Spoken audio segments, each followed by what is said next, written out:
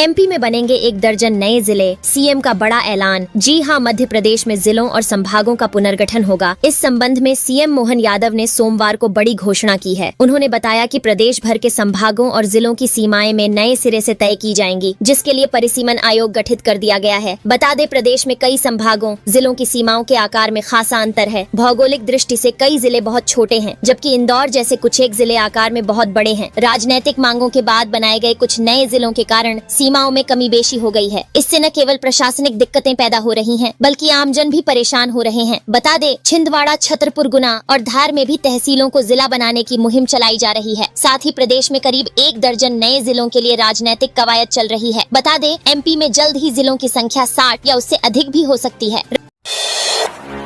राहुल गांधी के बयान पर शिवराज का पलटवार, देश की छवि खराब करना देशद्रोह जैसा। शिवराज सिंह चौहान ने राहुल गांधी की टेक्सास में संघ को लेकर दी टिप्पणी पर पलटवार किया है। उन्होंने कहा, राहुल गांधी नेता प्रतिपक्ष हैं और देश के बाहर देश की छवि खराब करना देशद्रोह जैसा अपराध है। वे भारत जोड़ो यात्रा निकालकर भी भारत से नहीं जुड़ सके और लगातार हारने से वे कुंठित हो गए हैं। दरअसल इन दिनों राहुल गांधी अमेरिका के दौरे पर हैं। इस दौरे के दौरान उन्होंने आरएसएस की जो आलोचना की है, उस पर बवाल हुआ है। बता दें, राहुल गांधी ने कहा कि आरएसएस भारत को केवल एक विचार की तरह देखता है और संघ की विचारधारा संकुचित और एक पक्षीय है। उन्होंने कहा कि भारत बहुत सारे विचारों से मिलकर बना है। यहाँ हर एक को सपने देखने की इजाजत मिलनी चाहिए, ये देखे बगैर कि वो किस धर्म का है, किस रंग का है। इस बयान के बाद बीजेपी राहुल गांधी पर हमलावर हो गई है और उनकी कड़ी आलोचना कर रही है।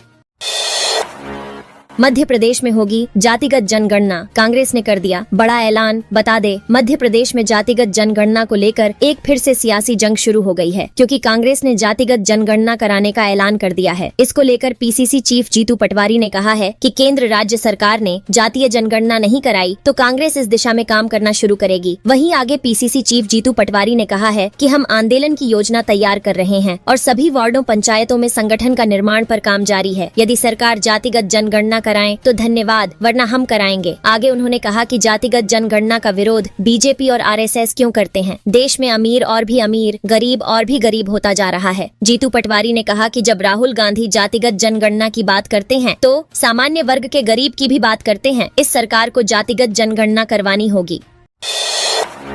लाडली बहना योजना की 16वीं किस्त ट्रांसफर। जी हां, मध्य प्रदेश की 100 करोड़ लाडली बहनों के लिए बड़ी खुशखबरी सामने आई है। बता दे, बीना दौरे पर गए सीएम मोहन यादव ने लाडली बहना योजना की 16वीं किस्त ट्रांसफर कर दी है। इससे अब लाडली बहनों के खाते में 1250 रूपए खाते में पहुंच चुके हैं। बता दे, अगस्त महीने में 1500 रूपए बहनों के खाते में ट्रांसफर किए गए थे, क्योंकि रक्षाबंधन के उपलक्ष्य में बहनों को 250 रूपए अतिरिक्त राशि प्रदान की गई थी। जबकि सीएम मोहन यादव ने सिंगल क्लिक के माध्यम से लाडली बहनों की 16वीं किस्त को भी ट्रांसफर कर दिया है। दरअसल मुख्यमंत्री मोहन यादव आज बीना दौरे पर हैं। उन्होंने लाडली बहना योजना की 100 करोड़ बहनों के खातों में 1574 करोड़ रुपए की राशि अंतरित कर दी गई है। इसके अलावा सामाजिक सुरक्षा पेंशन के हितग्राहियों के खाते में लगभग 332 करोड़ रुपए ट्रांसफर कर दिए गए हैं। एमपी में भीषण हादसा, पूरे परिवार सहित नदी में 6 लोग डूबे, अभी तक 2 के शव मिले। जी हां, मध्य प्रदेश में भीषण हादसा हो गया है। प्रदेश के मंदसौर में उफनती नदी में एक परिवार सहित आधा दर्जन लोग डूब गए। इनमें से 2 लोगों के शव मिले हैं, जबकि 2 अन्य को बचा लिया गया है। वहीं शेष 2 लोगों की गोताखोर तलाश करने में लगे हैं। बता दें, नाहरगढ़ में उफनती शिवना नदी को पार करने की कोशिश में एक परिवार बाइक समेत बह गया है। सुबह करीब 11 बजे हुए इस हादसे में पति पत्नी और उनके 2 बच्चे बिल्लोद पुल से नदी में बह गए। परिवार को बहते देख 2 युवकों ने उन्हें बचाने के लिए नदी में छलांग लगा दी, पर वे भी डूब गए। बाद में कुछ लोगों ने परिवार की एक बच्ची और डूब रहे एक युवक को बचा लिया। गोताखोरों ने महिला और उनके एक बच्चे का शव ढूंढ लिया है, लेकिन महिला का पति और एक युवक अभी भी लापता हैं।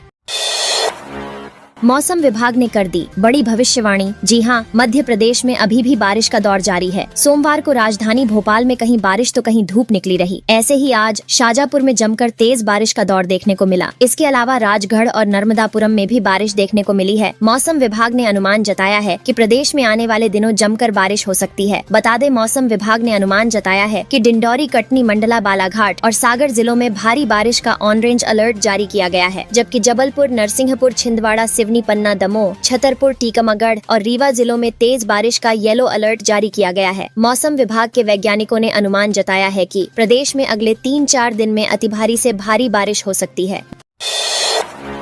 वंदे भारत ट्रेन के खाने में कीड़ा, शिकायत पर रेलवे नहीं दे रहा जवाब, अब कड़े एक्शन की तैयारी। बता दे, वंदे भारत ट्रेन में मिलने वाले खाने को लेकर कई शिकायतें आ चुकी हैं। नया मामला 18 अगस्त का है, जब एक यात्री मध्य प्रदेश की राजधानी भोपाल के रानी कमलापति से हजरत निजामुद्दीन जा रही वंदे भारत ट्रेन से ग्वालियर तक का सफर कर रहा था। इसी दौरान सुबह उसके नाश्ते में मिले उपमा में कीड़ा निकला, जिसे लेकर बवाल मच गया। यात्री ने कीड़े वाले नाश्ते का वीडियो बनाकर वायरल तो किया ही, साथ ही रेलवे से भी कई सवाल किए। यात्री का कहना है कि IRCTC को किए मेल का अब तक कोई जवाब नहीं मिला है, इसलिए अब वो कंज्यूमर फोरम जाने की तैयारी कर रहा है।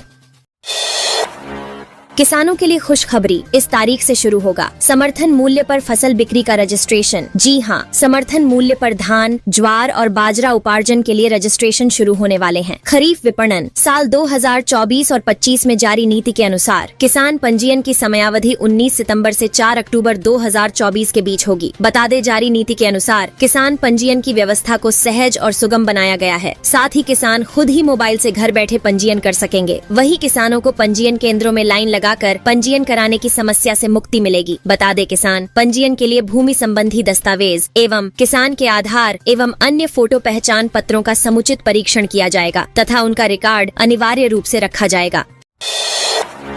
राहुल गांधी पर भड़की पूर्व CM उमा भारती। बता दें, अमेरिका में राहुल गांधी द्वारा दिए गए बयान पर सियासत शुरू हो गई है। इसी बीच मध्य प्रदेश की पूर्व मुख्यमंत्री उमा भारती ने राहुल गांधी पर निशाना साधा है। उन्होंने सोशल मीडिया प्लेटफॉर्म X पर ट्वीट करते हुए कहा कि राहुल गांधी जी ने पहले संसद में और अब अमेरिका में हमारे देवी देवताओं की अभय मुद्रा की चर्चा की। वही कांग्रेस नेता राहुल गांधी ने टेक्सास में एक कार्यक्रम के दौरान बयान दिया था कि भारत की राजनीति से प्यार, सम्मान और विनम्रता गायब है। उन्होंने कहा कि पश्चिमी देशों में रोजगार की समस्या है, भारत में भी रोजगार की समस्या है, लेकिन चीन में रोजगार की समस्या नहीं है, वियतनाम में भी रोजगार की समस्या नहीं है। दुनिया में कई अन्य देश हैं जो बेरोजगारी से जूझ रहे हैं, जिसकी वजह से चीन वैश्विक उत्पादन पर हावी हो रहा है। इसी बयान पर बीजेपी राहुल गांधी पर जमकर हमला कर रही है।